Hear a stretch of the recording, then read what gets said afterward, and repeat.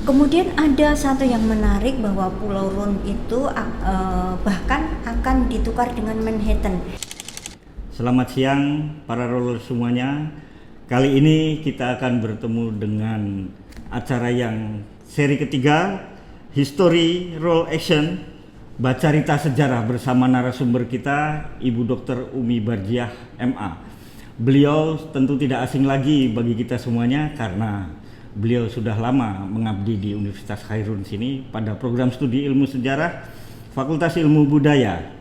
Beliau lulus di tahun 2023 dengan kajiannya tentang kegagalan sistem bebas kemunduran ekonomi Pala di Banda tahun 1860 sampai 1920.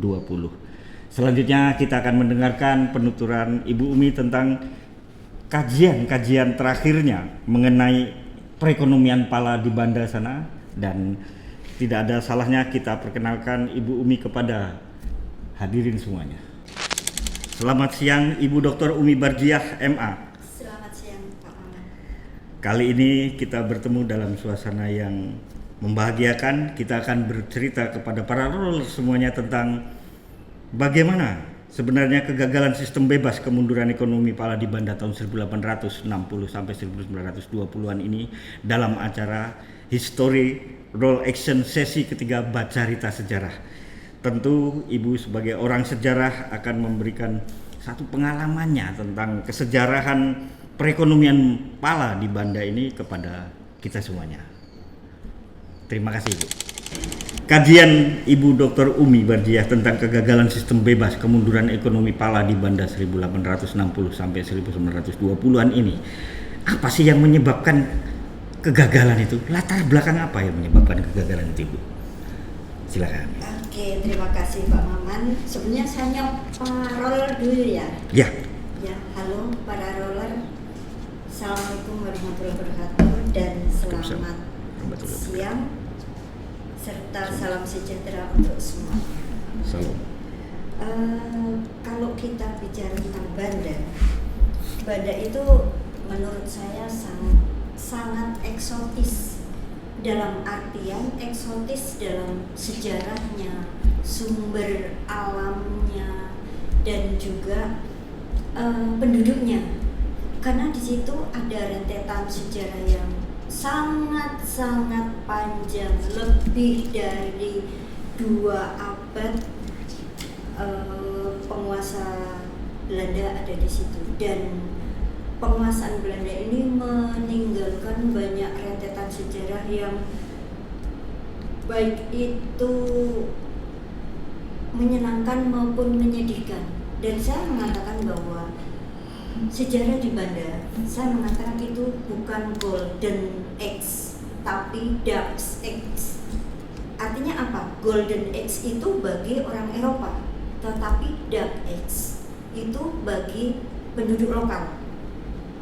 Karena apa? Karena yang menikmati kemakmuran itu adalah orang-orang Eropa. Nah, dalam disertasi saya ini, rentetan sejarah yang ada di Banda itu mengalami periode yang sangat panjang dari 1860 sampai 1920-an. Tapi sebelum saya penelitian tentang disertasi, tesis saya juga tentang perbudakan di Banda pada tahun 1770 sampai 1860. Bisa dikatakan bahwa kajian dalam disertasi saya ini menindaklanjuti dari tesis saya dengan periode waktu yang berbeda dan juga dengan tema yang berbeda, ya. Walaupun masih ada sangkut pautnya dengan perbudakan. Nah, saya cerita tentang Banda dulu, tentang penelitian saya Pak. Ya, terima kasih. Begini para roller semua yang berbahagia. Nah, saya berbicara saya akan memulai dengan Banda pada masa perbudakan, tetapi saya hanya akan bercerita tentang perbudakan pada tahun 1850 sampai 1860. Nah, perbudakan di Banda itu menjadi hal yang lazim karena ketika VOC datang ke, saya agak menyinggung sedikit tentang kedatangan VOC ke Banda. Jadi ketika VOC datang ke Banda, yang saat itu Jan Pieter Soenkoen itu memerintahkan agar ada genosida di Banda. Nah, inilah yang saya katakan juga sebagai awal dari Dark Age-nya Banda, kemudian akan seterusnya akan mengalami hal Dark Age walaupun tidak semengerikan pada awal-awalnya. Karena pada kedatangan VOC itu penuh dengan kekerasan, Pak Maman. Tidak baik-baik saja, tapi dengan kekerasan. Bukan pertikaian atau konflik antar kalau di Ternate kan ada Spanyol, Inggris, kemudian Belanda. 3 negara itu yang selalu berkonflik, bahkan berperang.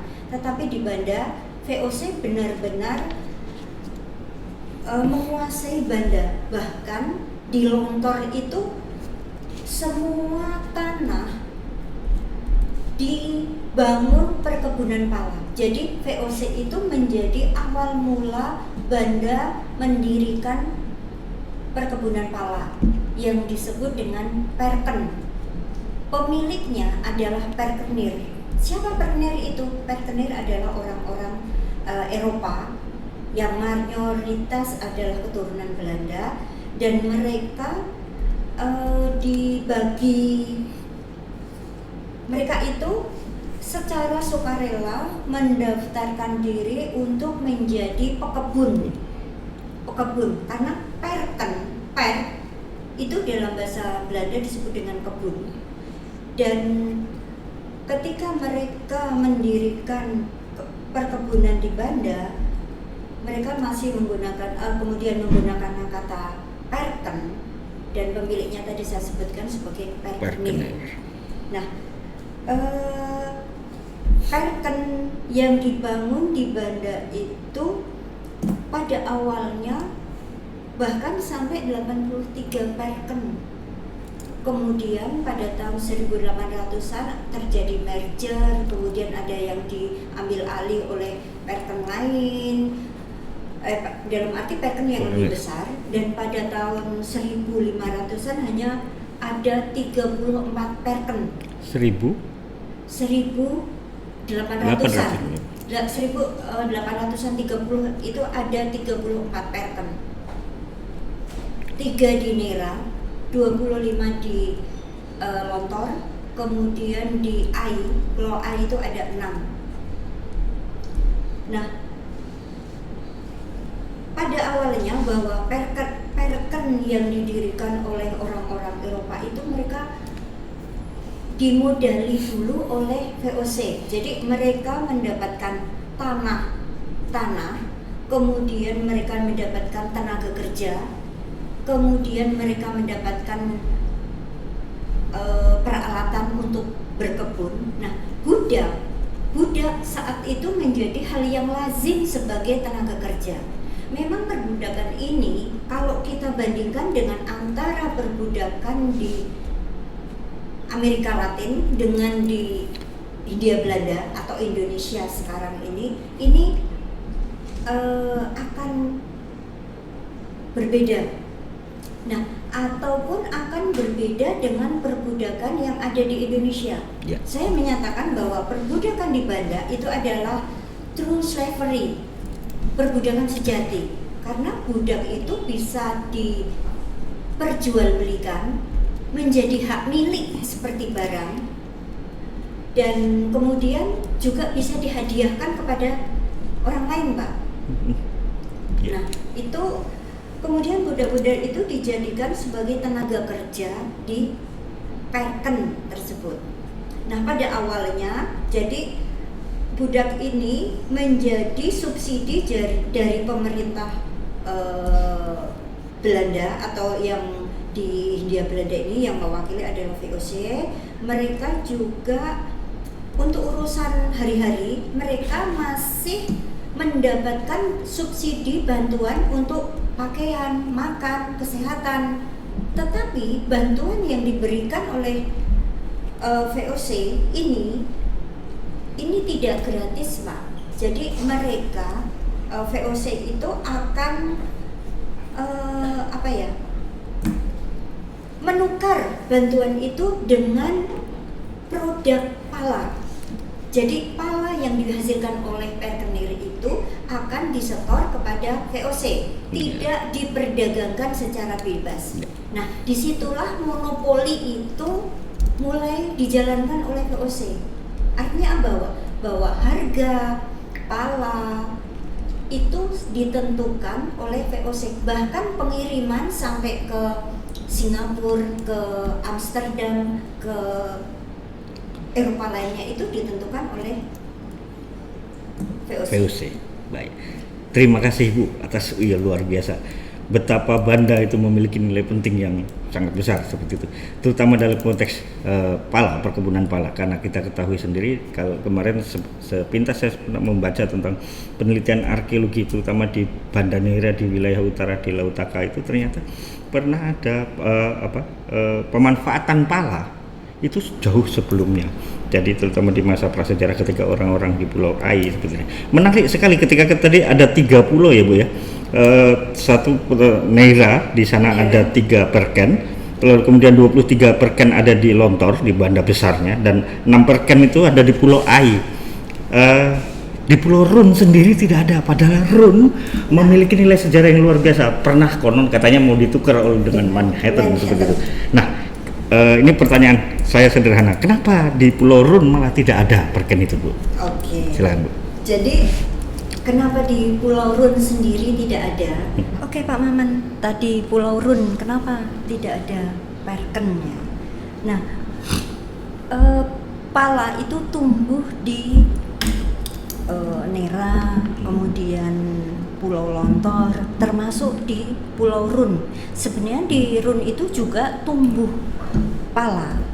Kenapa kita menggunakan kata pers artinya kebun? Jadi pala itu tumbuh subur sebagai tanaman endemik di Maluku sebenarnya, dan perusahaan perkebunan yang dibangun oleh Belanda itu tidak seperti perkebunan yang mengolah lahan seperti sekarang ini, tapi mereka masih mempertahankan tradisi lama, yaitu bahwa pala itu tumbuh di kebun dan tidak beraturan juga.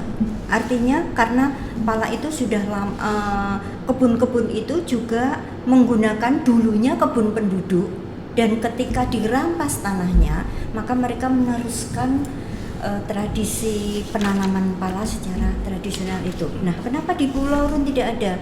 Sebenarnya di Pulau Run itu pada awalnya juga ada perdagangan pala, tetapi karena jauhnya dari Neira, Pulau Run itu tidak secara efektif diawasi oleh VOC.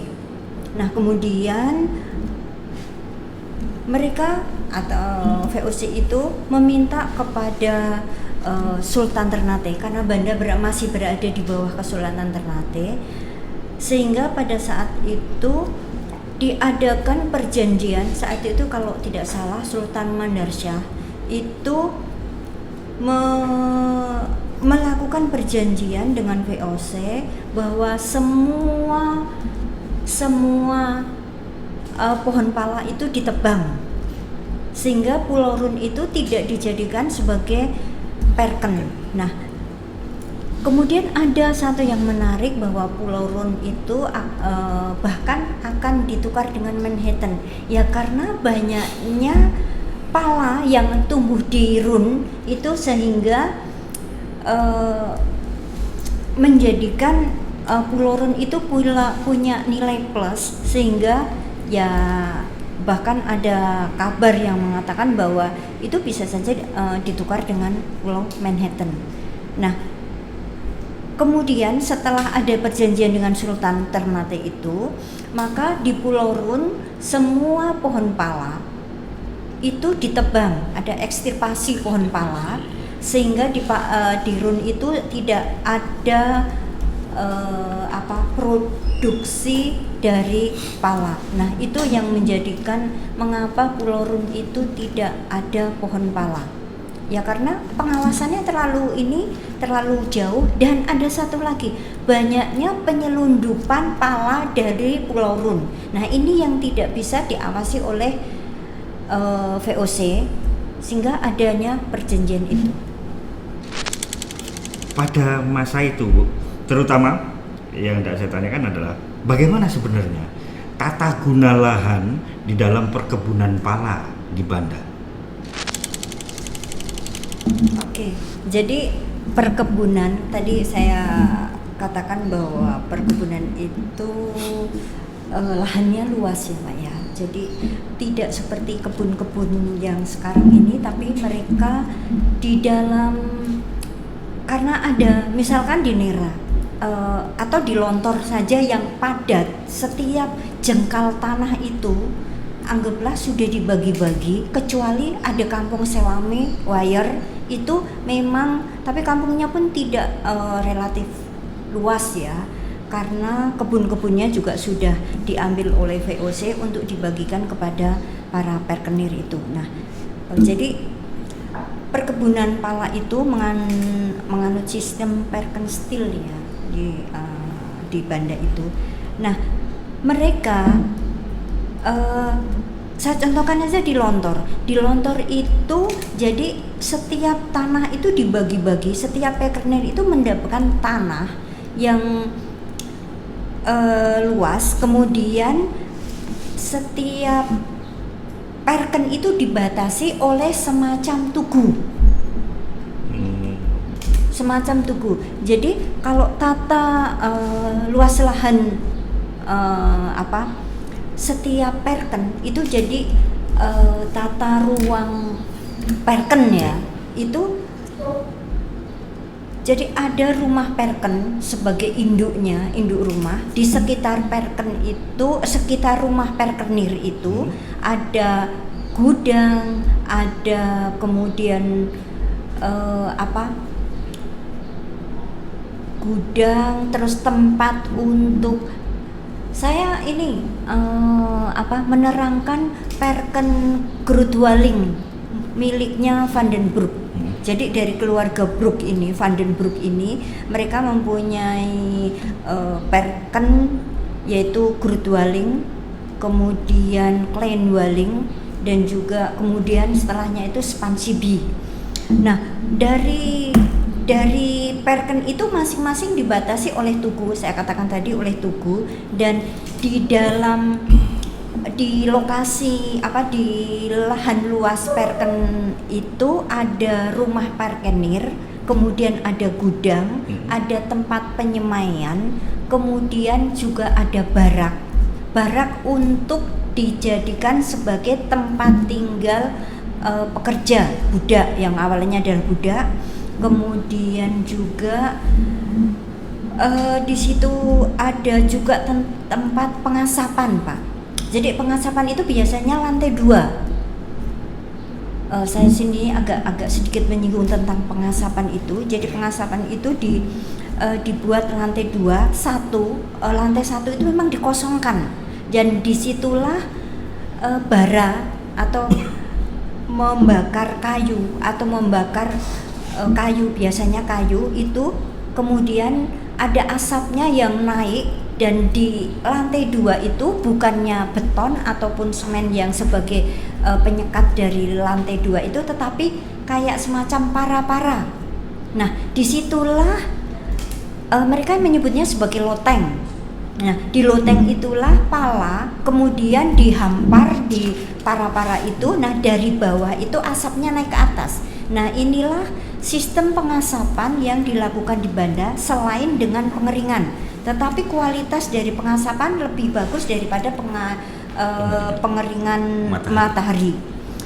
Nah, Kemudian di mana letak kebunnya? Kebun pala itu letaknya ada biasanya di belakang dari kompleks perumahan Perkenir.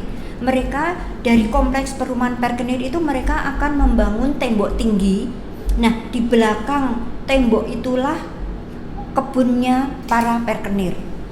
Dan para pekerja saat itu budak yang kemudian nanti setelah ada abolisi atau penghapusan perbudakan itu ada tenaga kontrak, kemudian juga tenaga kerja orang buangan atau bandelingan. Nah, itu mereka mempunyai sebuah cerita yang menarik di dalam pergaulan mereka sehari-hari. Bahkan mereka mempunyai kode-kode tertentu ketika para mandor itu berpatroli. Nah, mereka menggunakan kode-kode tertentu. Bahkan di dalam di dalam kebun itu mereka ada semacam percintaan antara sesama pekerja. Dan mereka mencuri-curi waktu juga untuk melakukan sosialisasi antar para pekerja. Dan disinilah saya menyebutnya bahwa setiap Perken itu mempunyai masyarakat perkebunan sendiri, Pak. Karena di situ ada banyak orang dan di situ akhirnya nanti akan ya beranak pinak. Mereka akan kawin-mawin dengan sesama pekerja dan bahkan saat itu sesama budak. Nah, ada satu hal yang menarik bahwa anak-anak kalau di belahan dunia lain bahwa perbudakan itu tidak anak-anak itu tidak bisa dijadikan sebagai budak. Tetapi di Banda bahwa anak-anak itu mengikuti status ibunya. Kalau ibunya budak, maka anak-anaknya otomatis akan menjadi budak dan anak-anak itu juga menjadi milik dari para Perkenir. Nah, mengikuti status ibunya, bukan ayahnya ya? Bukan, mengikuti status ibunya. Ya. Nah, di situ maka banyak anak-anak yang kerja di situ. Kerja sebagai di kebun dan mereka juga mempunyai tugas. Misalkan mereka tidak seperti orang dewasa yang naik pohon pala, tetapi mereka mengambil di bawah pekerjaan yang ringan-ringan lah yang dilakukan oleh anak-anak itu. Dan mereka tumbuh kembang di Perken sehingga ketika dewasa pun mereka akan tetap menjadi budak. Nah, lain halnya ketika penghapusan perbudakan itu dihapuskan, nanti status mereka bukan lagi sebagai mereka kan orang merdeka dan mereka tidak sebagai tenaga kontrak karena orang tuanya di situ walaupun mereka tetap akan mengikuti orang tuanya yang bekerja di kebun, tetapi mereka tidak mempunyai kontrak karena masih anak-anak dan itu ada aturan pemerintah juga yang tidak ada kontrak terhadap anak-anak. Tetapi mereka oleh Perkenir mereka juga diberi tunjangan juga, Pak. Misalkan kesehatan, makanan yang mengikuti orang tuanya karena mereka juga bekerja di Perken. Ya. Terima kasih Ibu. Tadi sempat disinggung tentang tugu. Tugu ini merupakan salah satu tinggalan materi bendawi yang konteksnya dalam sejarah sebagai bukti konkret seperti itu. Bagaimana sebenarnya relasi antara tugu yang merupakan pembatas antara Perken dan kebun seperti itu, kemudian dengan bangunan-bangunan lain, Bu, terutama adalah Perkennya sendiri, lalu kemudian pengasapan tadi, serta kebun-kebun yang ada di bagian atas terutama. Dan ini tentunya kan berkaitan dengan permukiman-permukiman masyarakat. Bagaimana permukiman-permukiman lama masyarakat itu yang ada di bagian-bagian atas. Jika kita bicara tentang masyarakat Banda asli sebelum 1621, tentu kita akan bisa bercerita tentang permukiman mereka yang di atas. Karena tentu permukiman-permukiman lama itu akan memiliki lutur atau tumpukan-tumpukan batu yang disusun baik itu sebagai pagar maupun sebagai pondasi rumah. Dan dalam perjalanan Ibu di perkebunan-perkebunan pala baik di Banda maupun maksud saya di Pulau Banda Besar maupun Neira serta Ai juga Run, di manakah Ibu menemukan pohon pala yang terbesar atau tertua, Bu? Karena seperti kalau kita lihat di Ternate seperti ini, kita melihat tinggalan rempah berupa pohon. Tentu kita bisa dapatkan dari cengkeh Avo, meski Avo 1 dan Avo 2 sudah tidak bisa kita saksikan, masih ada Avo 3. Apakah di Banda juga terdapat pohon pala yang besar atau tertua seperti itu? Terima kasih, monggo silakan Ibu. Baik Pak Mawan dan para roller semua yang tentu semoga setelah saya bercerita tentang Banda ini juga ya mempunyai keinginan untuk ke Banda yang saya katakan tadi sebagai negeri yang eksotis. Dan memang untuk rumah Perkenir kemudian bangunan ya itu juga ada yang menarik Pak. Selain batas-batas itu di setiap sudut Perken, sudut kebun itu ada pembatas yang itu memisahkan antara Perken 1 dengan Perken yang lain. Dan di situ ada tugunya itu ada semacam lambang dari keluarga itu. Jadi yang menarik dari rumah-rumah Perken adalah mereka selalu mempunyai pintu gerbang. Nah, di pintu gerbangnya itu ada semacam kayak prasasti yang itu merupakan simbol atau ikonik gitu loh dari keluarga itu.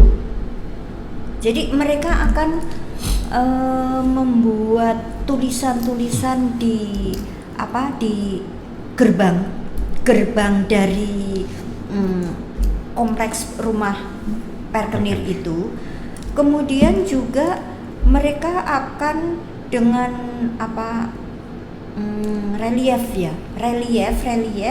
yang itu melambangkan dari keluarga Perkenir itu sendiri. Karena mereka juga kita tahu bahwa mereka adalah orang-orang Eropa, di mana mereka juga mereka itu keluarga besar Pak. Akhirnya kan selama berabad-abad hidup di situ, dan mereka itu para Perkenir itu yang disebut dengan Eropa Banda. Jadi ada penyebutan Eropa Banda atau Banda Eropa gitu. Jadi mereka adalah penduduk. Mereka diklasifikasikan sebagai penduduk Banda Eropa. Karena mereka ya akhirnya beranak pinak turun temurun selama berabad-abad di Banda. Mereka dari masing-masing Perkenir mempunyai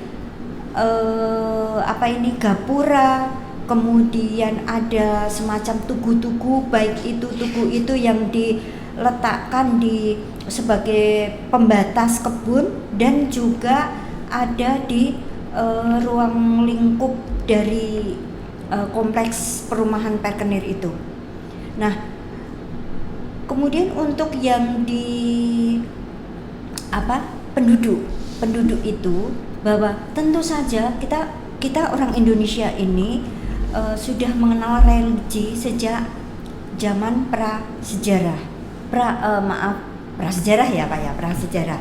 Jadi mereka juga punya kepercayaan yang diakui oleh penduduk lokal, dan itu menjadi keramat. Ya salah satunya ya kalau di Ternate namanya Jere, itu ada.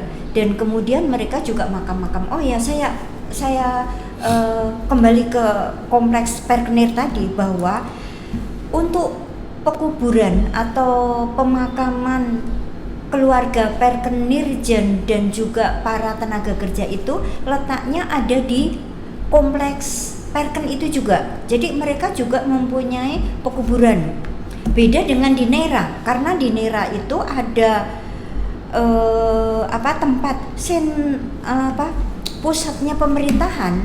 Jadi di Neira itu juga ada kubur Belanda yang ada di Nera, dan itu digunakan oleh orang-orang keturunan Eropa itu untuk ya melakukan pemakaman bagi keluarganya yang ada di Nera situ. Dan ada satu hal yang mungkin juga di Ternate juga ada, tapi saya belum pernah melakukan penelitian ke situ, bahwa di gereja di Nera itu seperti tradisi Inggris yang memakamkan para pejabat itu di gereja, di dalam gereja. Maka ketika kita memasuki gereja di Nera, itu di bawah di lantai itu ada plat-plat yang di situ ada, di sini berbaring seorang, misalkan kapten siapa, yang lahir di mana, kemudian istrinya siapa, suaminya siapa, anaknya siapa, menjabat sebagai apa. Nah, di situ di gereja itu banyak plat-plat yang saya pernah lihat di situ dan saya pernah masukinya. Dan di situ banyak, bukan cuma satu, tetapi ada juga yang di luar gereja. Nah, untuk di Perken, keluarga Perkenir itu mereka tidak, saya belum ini ya Pak ya, belum menemukan gereja besar yang ada di sekitar Perkenir, di sekitar Perken. Tetapi masing-masing Perkenir juga mempunyai kapel-kapel Pak untuk berdoa. Nah, itu ada di lingkungan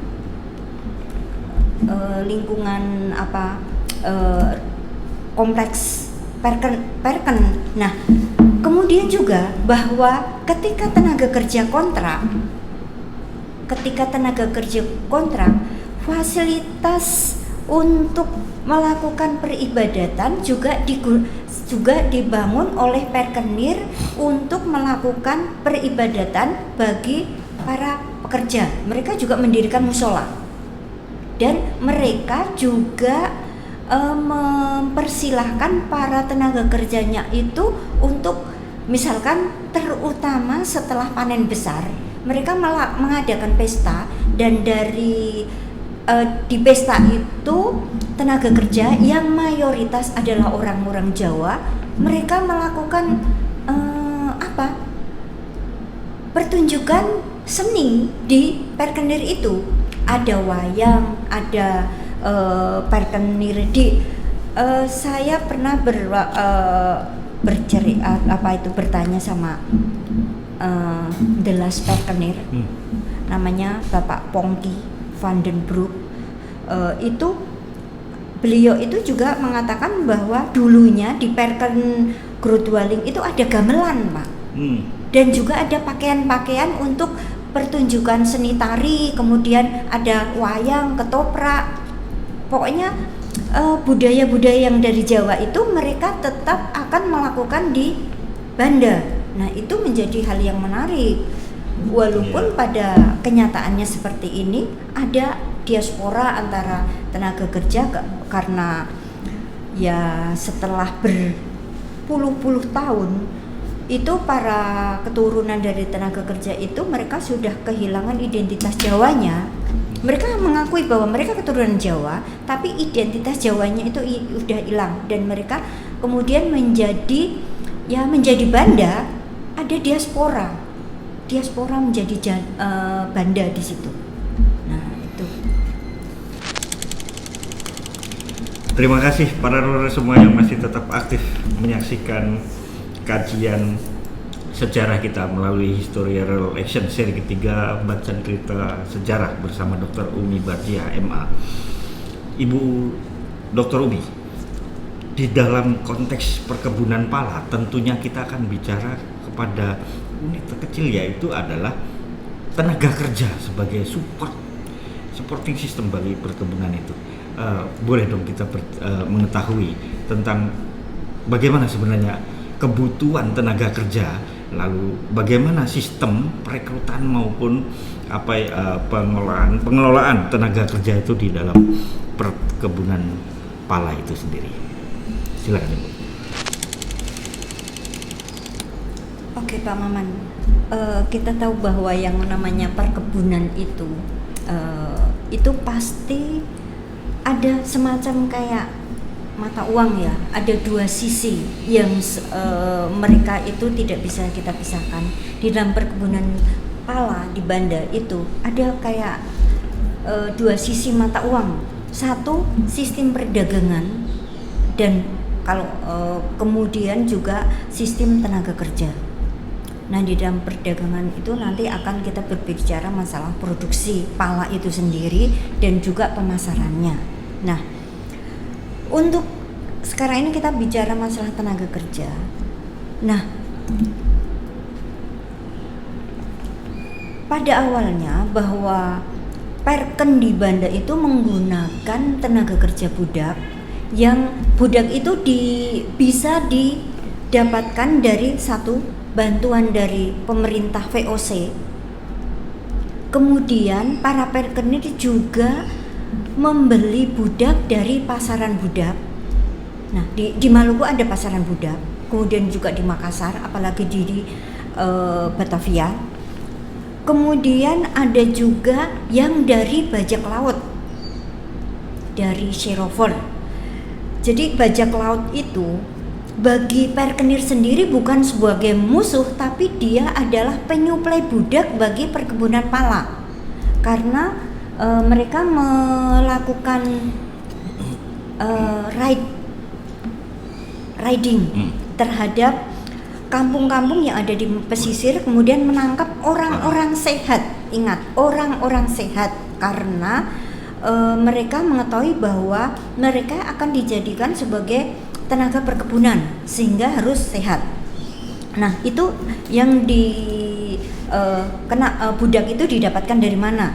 Nah kemudian pada mendekati 1830-an, bahkan 1818 di Eropa, bahkan Belanda sendiri juga sudah diperingati bahwa ketika kaum liberal yang ada di Eropa itu menyuarakan adanya penghapusan perbudakan, dan itu juga disuarakan untuk daerah-daerah koloni, baik itu koloni Inggris, koloni Belanda, Perancis dan sebagainya. Nah Belanda sendiri sebenarnya tahun 1818 itu sudah mengkaji tentang penghapusan perbudakan, hanya saja belum dilakukan.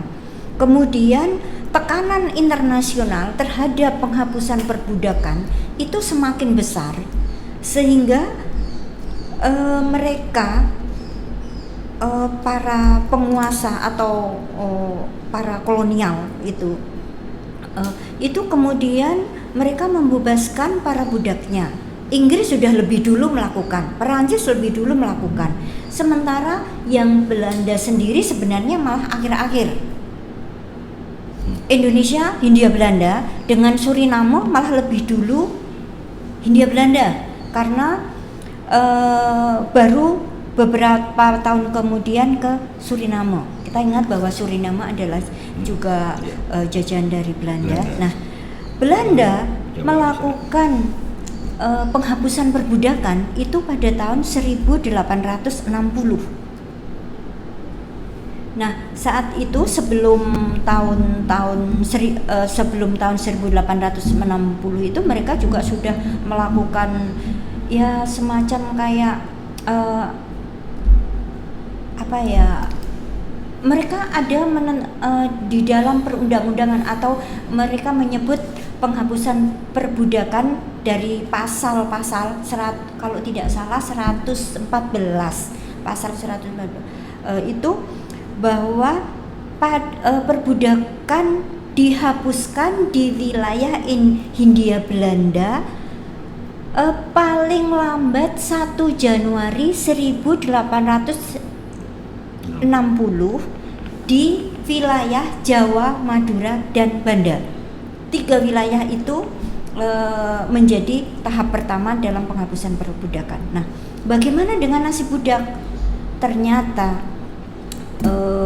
budak-budak pada 1 Januari 1860 itu para budak itu yang jumlahnya 1.400-an dikumpulkan di lapangan di Neira, dan disitulah kemudian ada deklarasi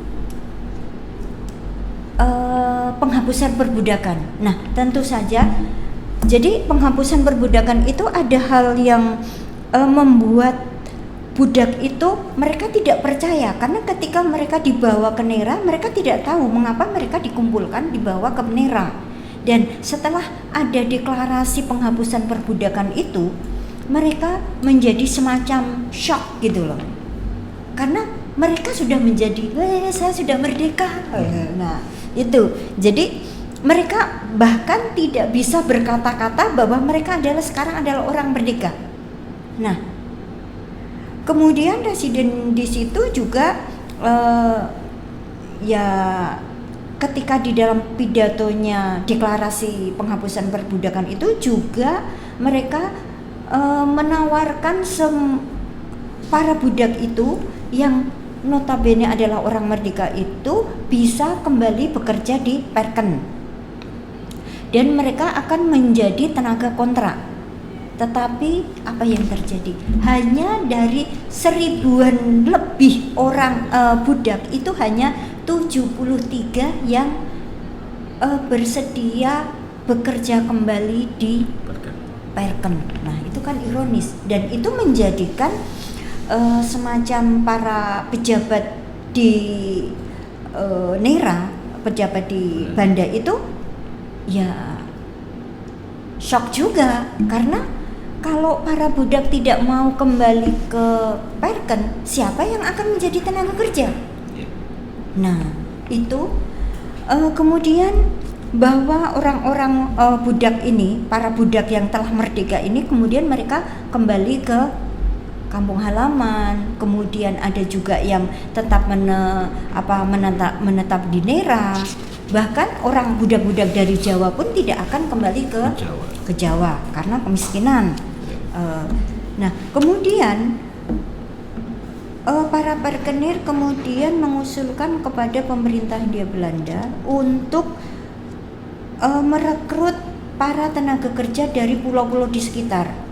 Tetapi kenyataannya bahwa walaupun merekrut dari tenaga kerja di sekitar, ya Pulau Aru, Pulau Kei, kemudian Pulau Leti dan lain-lain, itu mereka juga tidak mendapatkan.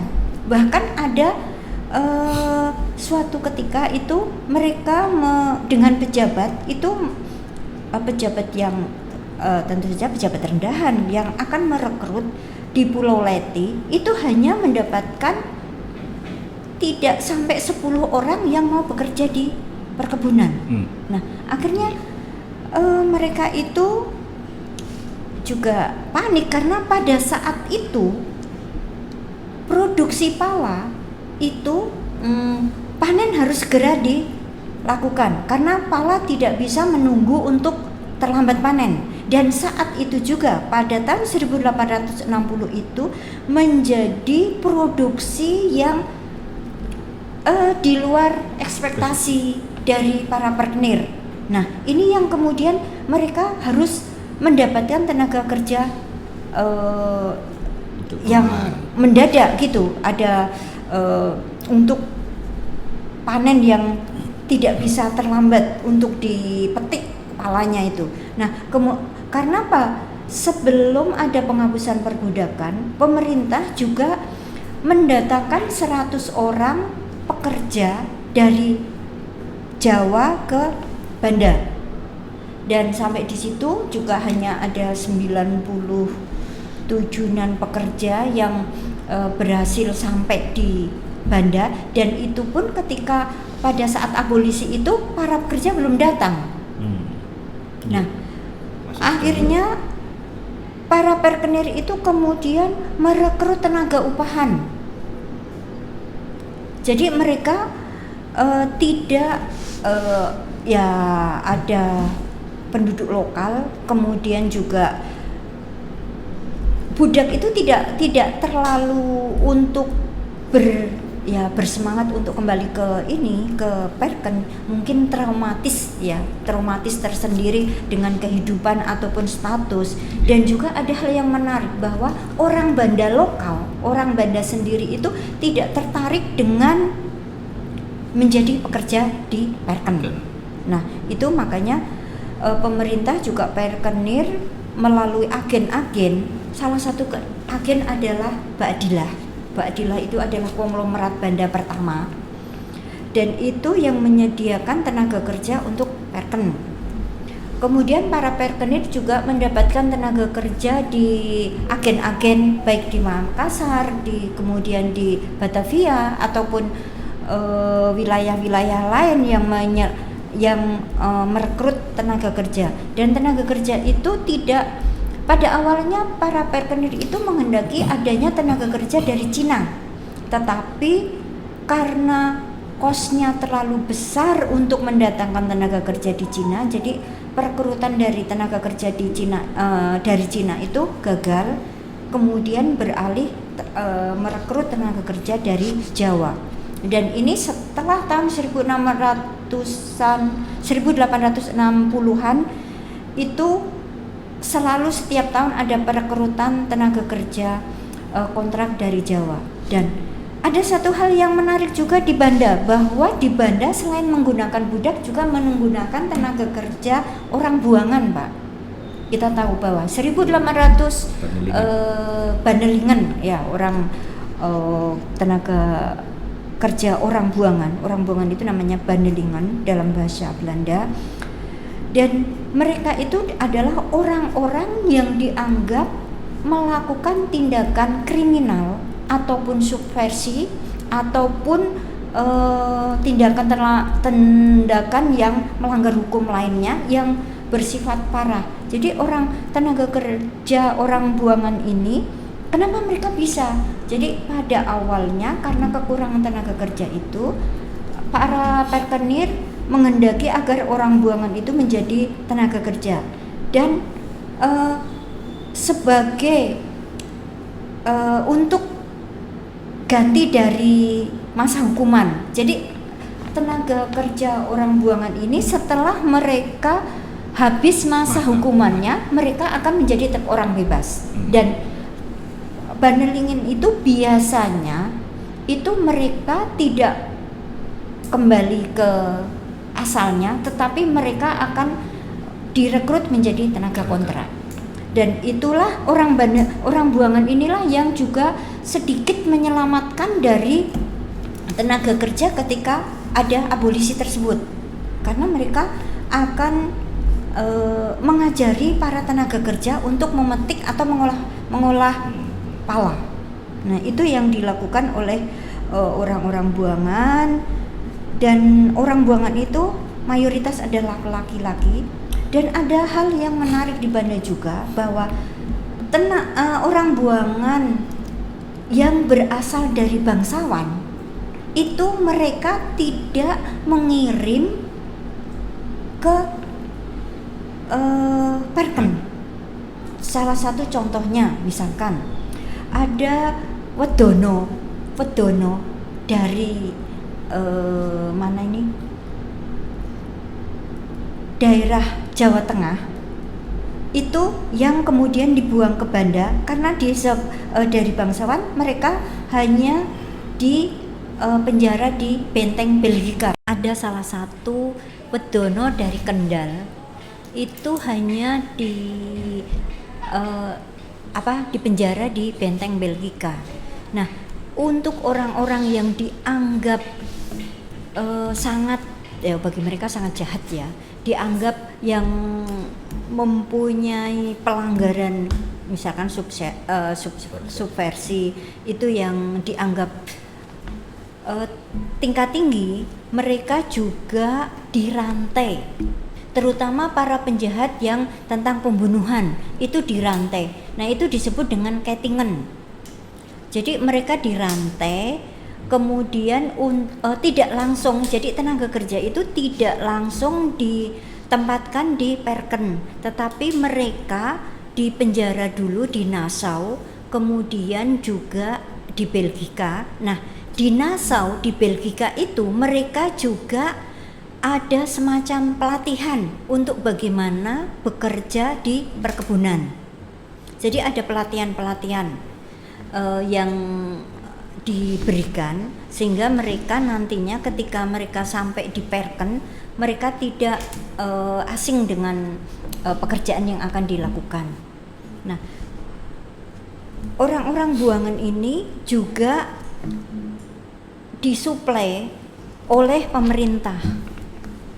Jadi orang buangan, karena orang buangan ini adalah orang beda antara orang buangan dengan orang hukuman. Nanti saya akan menjelaskan juga, karena di tenaga kerja di Perken itu juga menggunakan orang hukuman. Nah, orang buangan itu tadi saya sudah jelaskan siapa mereka.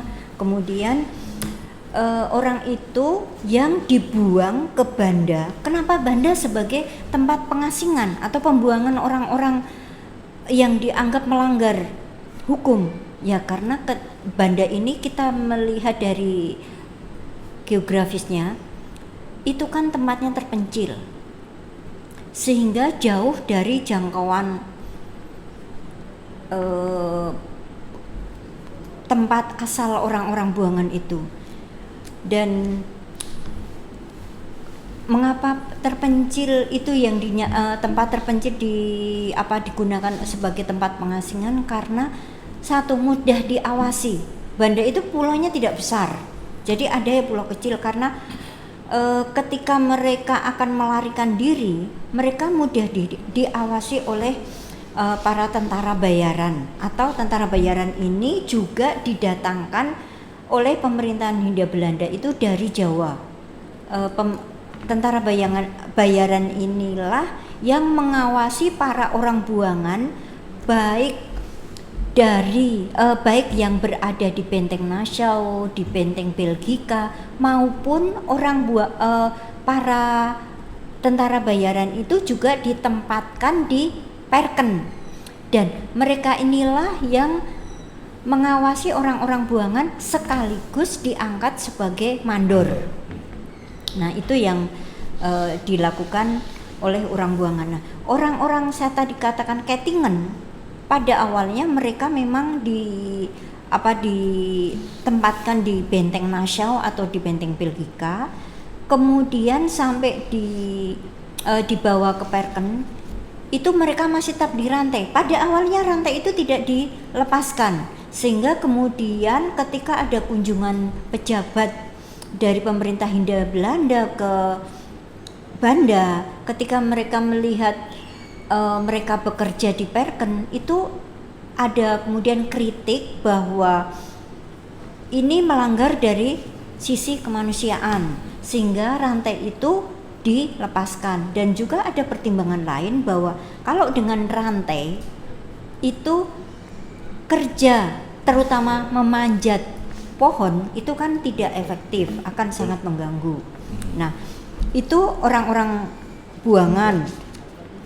Kemudian ada lagi yang orang-orang hukuman. Orang-orang hukuman itu orang yang melanggar hukum atau orang yang berbuat misalkan tindak pidana mencuri, kemudian ada perkelahian, dan orang-orang yang terkena hukuman ini sebagai ganti hukuman mereka juga dijadikan sebagai pekerja. Nah, orang-orang hukuman ini tidak terlalu lama, bisa saja hanya bulan ataupun 2 tahun.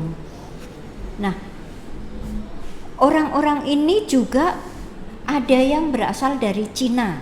Artinya orang-orang Cina, bukan berasal dari Cina, tapi orang-orang Cina, orang Cina Banda yang melakukan pelanggaran dihukum, dan sebagai ganti hukumannya mereka ditempatkan sebagai tenaga kerja, dan juga mereka juga ada yang didenda.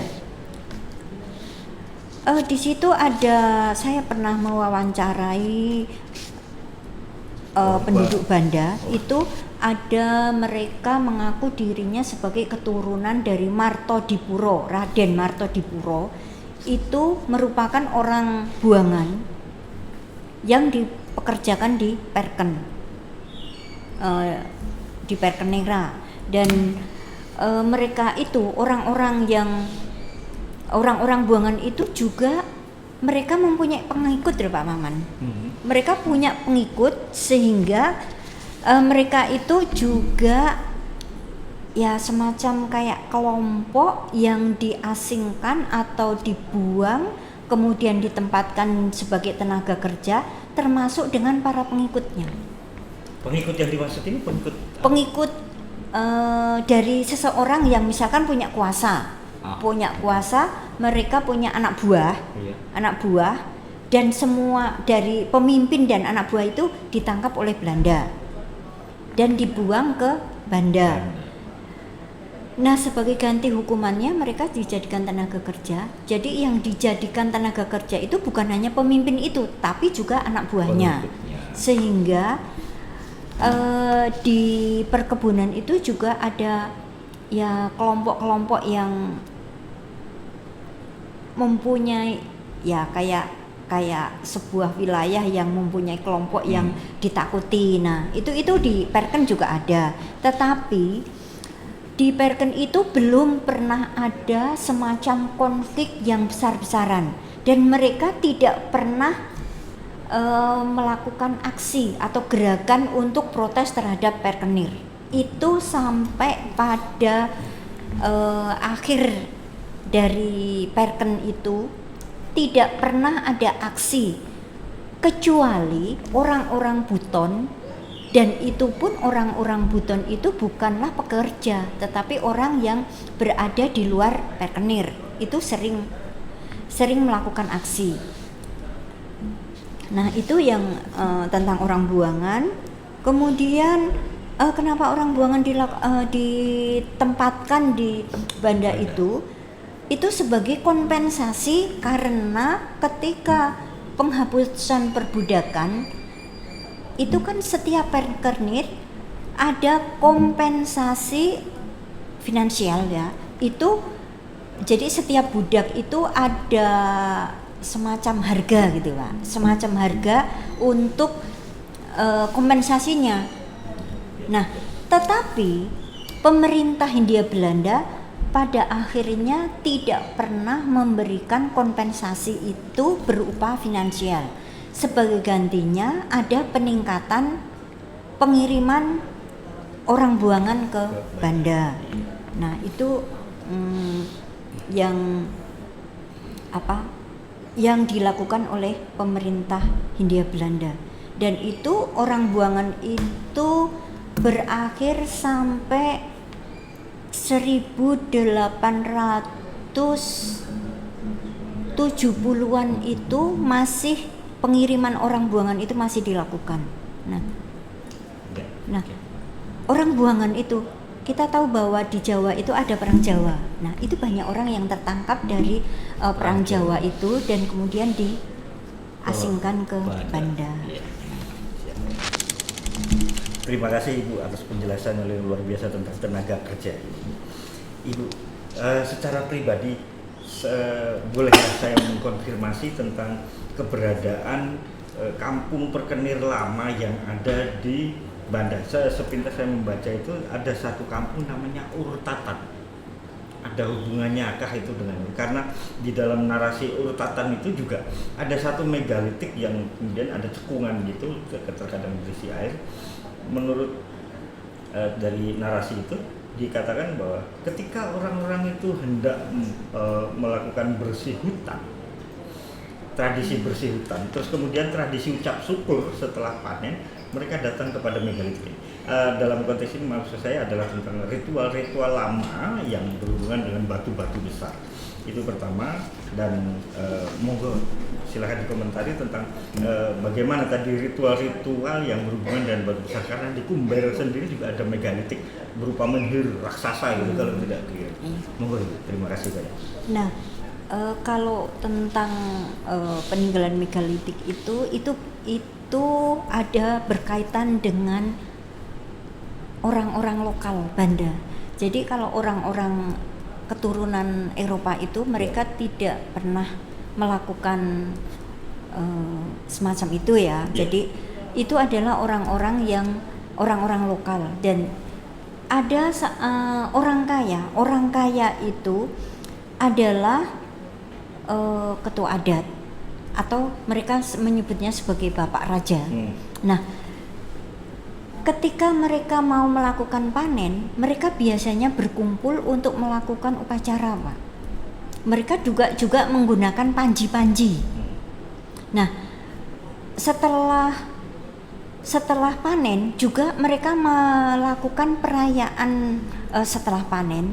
Dan ketika ada di lontor juga ada, jadi lontor yang dipimpin oleh orang kaya itu mereka juga melakukan seperti kayak ke keramat begitu, ataupun melakukan ritual semacam upacara. Dan itu menggunakan makanan-makanan, kemudian sesaji-sesajian, dan itu mengumpulkan orang-orang desa untuk melakukan itu. Dan itu dianggap oleh orang Belanda sebagai sesuatu yang tidak bermanfaat. Nah, itu dianggap tidak bermanfaat dan dianggap itu sebagai sebuah kebodohan. Nah, itulah yang kenapa orang Belanda sering membuat anggapan-anggapan seperti itu.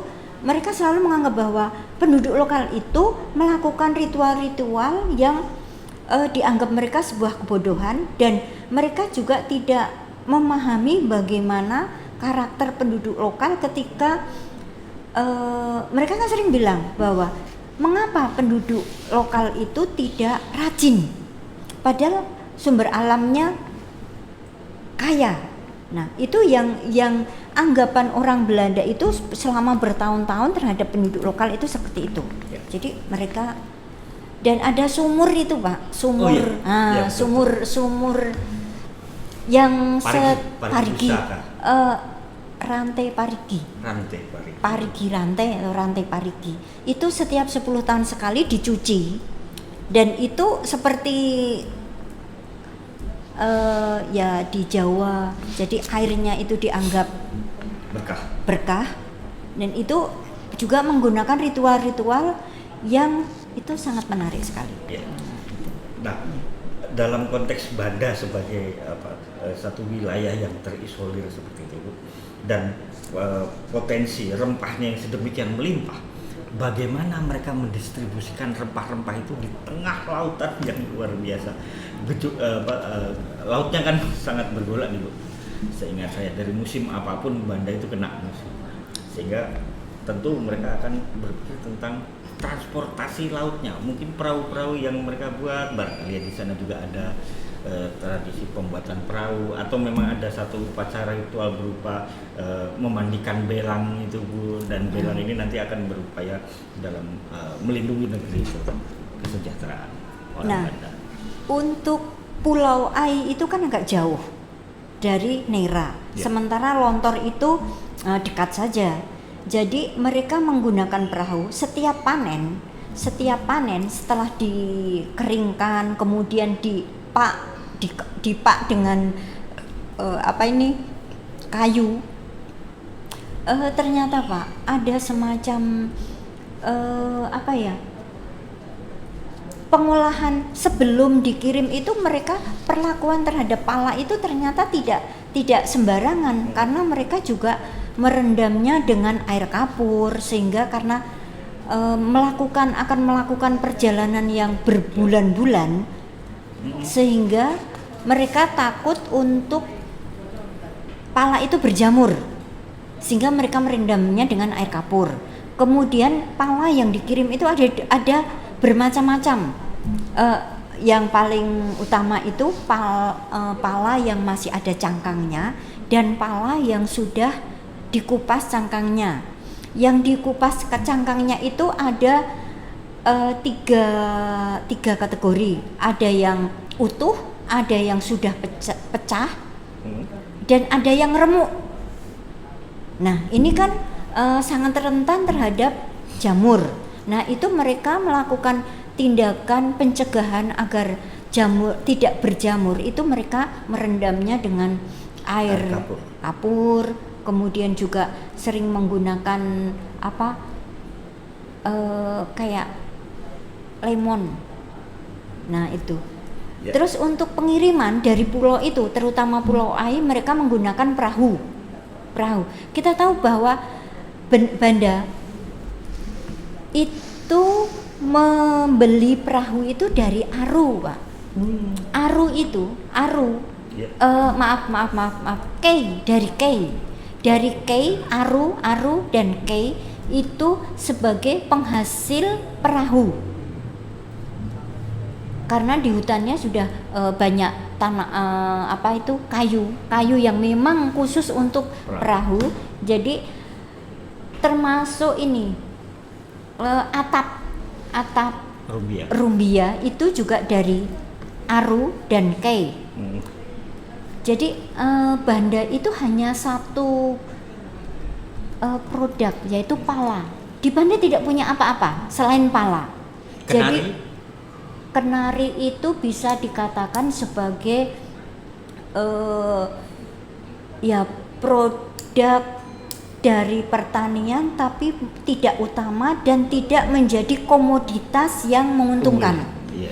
Dan kenari itu ada satu hal, bahwa pohon pala itu harus di bawah pohon kenari. Naungi pohon kenari. Fungsinya yaitu untuk membentengi angin laut. Dan juga hujan yang karena pohon kenari itu sekarang masih bisa dilihat, pohon kenari itu besar dan berumur ratusan tahun. Ya, di medsos banyak sekali. Nah itu, dan juga di Banda itu juga sebenarnya ada pohon-pohon pala yang berusia ratusan tahun. Nah, di mana itu? Itu salah satunya di Lontor, Pak. Oh iya. Di Lontor, waktu itu ketika kami berkunjung ke kebunnya Van den Broek itu, Pak Pongki itu ditunjukkan, itu loh Mbak, itu pohon kenari itu usianya sudah ratusan tahun. Dan apalagi pohon kenarinya sampai ya 4 kita bergandeng tangan 4 orang itu tidak cukup. Itu di pesisir atau di ketinggian? Di pesisir. Nah, untuk yang pohon pala yang umurnya ratusan tahun itu justru juga di ketinggian, agak di bukit-bukit. Nah, di dekat itu permukiman perkenirnya Pak Pongki juga. Termasuk dari perken yang lain. Karena di situ kan ada 20 lebih dari dan di situ ketika Jepang datang, kan pohon pala itu ditebang oleh Jepang, dan itu pasti ada yang lolos dari penebangan itu, dan mereka juga pasukan Jepang juga tidak menebang secara besar-besaran. Mereka hanya membutuhkan lahan untuk menanam singkong untuk makanan para pasukan Jepang itu. Iya. Terima kasih banyak, luar biasa yang bisa kita dapatkan di sore hari ini. Berapa lama kita bersama dengan Ibu Dr. Umi yang menyampaikan wawasan tentang perekonomian pala di Banda. Para lelur semuanya, pada sesi ketiga History Roll Action ini bercerita sejarah, kita mendapatkan banyak inspirasi yang bisa kita jadikan satu kajian bersama, terutama tentang bagaimana kebangkitan perekonomian daerah pala, terutama di Banda, di kita Cengkeh dan Pala juga ada, itu bisa menjadi catatan besar kita untuk mengembangkan perekonomian yang lebih maju ke depan, semua demi kemakmuran bersama, baik masyarakat Banda, masyarakat Maluku Utara, masyarakat Maluku Tengah maupun masyarakat Indonesia secara keseluruhan. Disinilah letak pentingnya kita melihat sejarah sebagai satu bentuk pelajaran bersama untuk kehidupan kita yang lebih baik ke depan. Terima kasih banyak atas waktunya Ibu Dr. Umi, sehat selalu, berbahagia bersama keluarga, dan terus berkarya, berkreasi untuk terutama di dunia ilmu pengetahuan kita bersama, dan tentunya bersama para rollers semua yang ada di manapun yang mendengar podcast Hari ini kami menunggu ajakan Ibu Umi yang sudah mengiming-imingi dengan eksotisme Banda ke depannya. Terima kasih banyak. Selamat Terima sore, kasih. selamat bahagia, berbahagia selalu. Tuhan berkati. Wassalamualaikum warahmatullahi wabarakatuh.